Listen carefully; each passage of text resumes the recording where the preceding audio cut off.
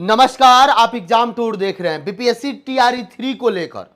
और टीआरई 3 वाले जो भी विद्यार्थी एग्जाम दिए हैं या जिनका सिलेक्शन हो चुका है या जिनका नहीं भी सिलेक्शन हुआ, इस वीडियो को जरूर देखिएगा। एक नोटिस है बीपीएससी के द्वारा, यह क्या कुछ नोटिस में कहा गया है, इस नोटिस को जरूर समझें और ध्यानपूर्वक देखें। वैसे विद्यार्थी जो एग्जाम दिए हैं या जिनका सिलेक्शन हुआ है या नहीं भी सिलेक्शन हुआ है, सभी के लिए जरूरी है। यहाँ पे देखिएगा, बिहार लोक सेवा आयोग, यहाँ पे देखिएगा प्रेषक में प्रशाखा पदाधिकारी सह लोक सूचना पदाधिकारी बिहार लोक सेवा आयोग, ये आरटीआई के तहत दबाव मांगा गया है। मैं सभी विद्यार्थी से कहूंगा, आप जिस सब्जेक्ट को लेकर हैं उस सब्जेक्ट को लेकर आप अपना आरटीआई लगाएं, ताकि ये क्लियर हो सके किस तरीका से सिलेक्शन हुआ है, क्या कुछ हुआ है।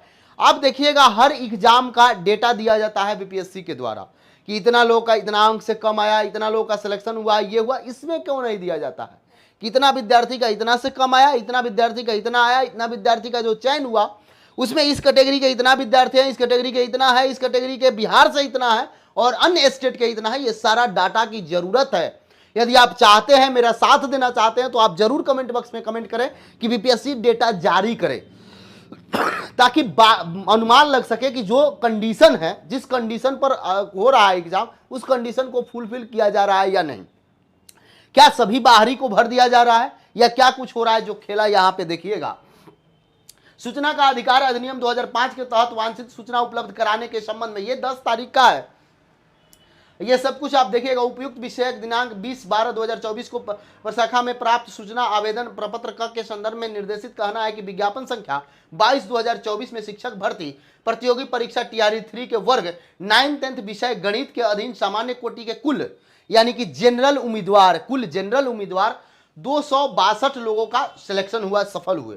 उक्त 262 में से 199 उम्मीदवार अन्य राज्य के एवं मात्र 63 उम्मीदवार आपका बिहार राज्य के हैं। चलिए, ये टोटल उम्मीदवार में 199 उम्मीदवार अन्य स्टेट के हैं। तो मैं यही कहूंगा कि आप 9th 10th वाले हैं या किसी भी सब्जेक्ट वाले हैं, यदि आप बीसी कैटेगरी के हैं, ओबीसी कैटेगरी के हैं या ईबीसी अपने यहाँ है, या एससी कैटेगरी के हैं या एसटी कैटेगरी से हैं या महिला कैटेगरी के हैं, किसी भी, तो आप जरूर मांगे। यहाँ पे देखिए क्या है, 262 लोगों में से केवल और केवल 199 अन्य स्टेट के सिलेक्ट हुए और मात्र 63 उम्मीदवार बिहार के सिलेक्ट हुए।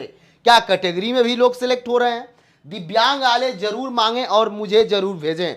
अब हम लोग प्रयास करें, ताकि अभी आप देखिएगा बीपीएससी 17th का एग्जाम हुआ था, री एग्जाम को लेकर विद्यार्थी बैठे हुए हैं और उसमें सभी लोग डेटा दे रहे हैं।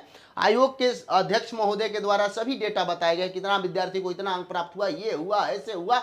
तो इसमें क्यों नहीं बताया जाता है कि जो हम रिजल्ट दिए हैं उसमें इतना उम्मीदवार इस कैटेगरी से हैं और इस कैटेगरी में ये है या है, कैसे है, कैसे, ये सब होना चाहिए। सब कुछ जब तक जानकारी नहीं रहेगा तब तक कुछ नहीं होगा।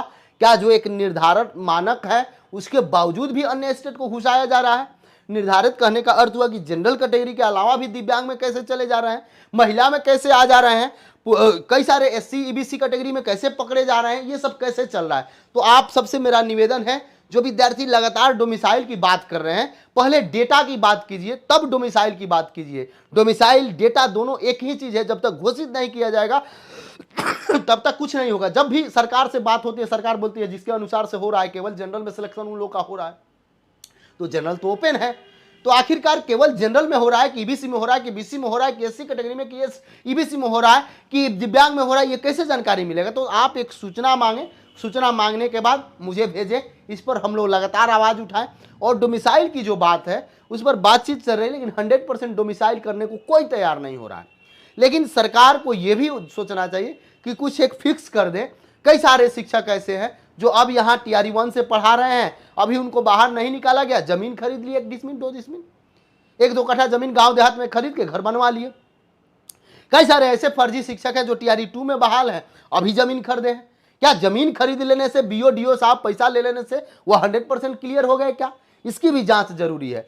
तो मेरा निवेदन है टीआरई 3 वाले विद्यार्थी से कि आप जरूर इसकी डिमांड करें और आप एग्जाम टूर पर जुड़ जाएं। आपका चैनल है, आपका आवाज है और हमेशा आपके लिए तत्पर रहता है, तो इसलिए चैनल को जरूर सब्सक्राइब करें। जय हिंद।